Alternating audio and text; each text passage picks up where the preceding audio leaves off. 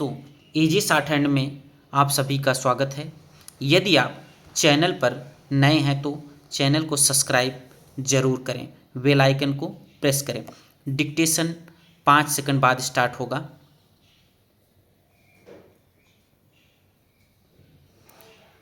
Ready, start. अध्यक्ष महोदय, आपने मुझे 10वीं पंचवर्षीय योजना पर बोलने का अवसर दिया, इसके लिए मैं आपका आभारी हूँ।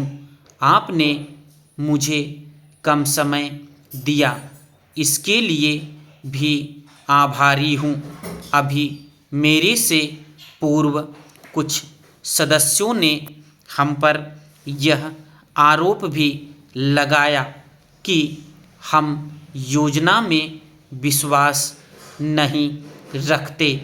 उन्होंने तो यह भी कहा कि हमारे चुनाव घोषणा पत्र में भी उनको इस बारे में कुछ नज़र नहीं आया।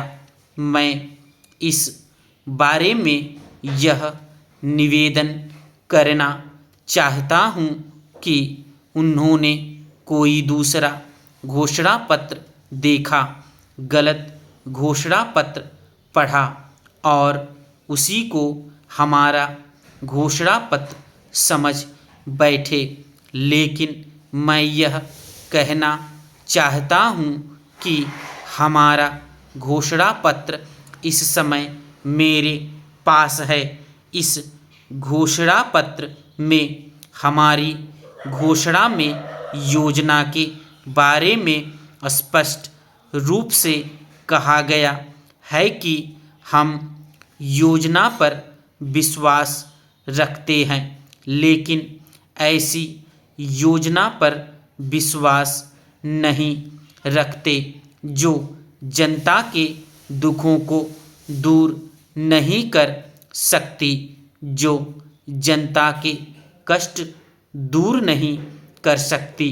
आज तक जितनी भी योजनाएं बनाई गई हैं, जिन्हें हम पहली पंचवर्षीय योजना, दूसरी पंचवर्षीय योजना और 10वीं पंचवर्षीय योजना आदि कहते हैं, और उन योजनाओं में हमने जो कुछ निर्धारित किया, उनसे हम जनता के दुखों को दूर नहीं कर सके और जनता के कष्ट दूर नहीं हुए। इन योजनाओं के परिणाम भी हमारे सामने हैं। बड़े बड़े अनुभवी बैठे हैं, उन्होंने योजनाएं बनाई, लेकिन योजनाएं ठीक प्रकार से कार्यान्वित नहीं की गई। उन योजनाओं में काफ़ी दोष थे, जिसके कारण ये योजनाएं लोगों के दुखों को दूर नहीं कर सकी। लोग दुखी ही रहे। मैं यहाँ पर कहना चाहता हूँ कि जो हमारी योजनाएं थी, उसका परिणाम क्या निकला।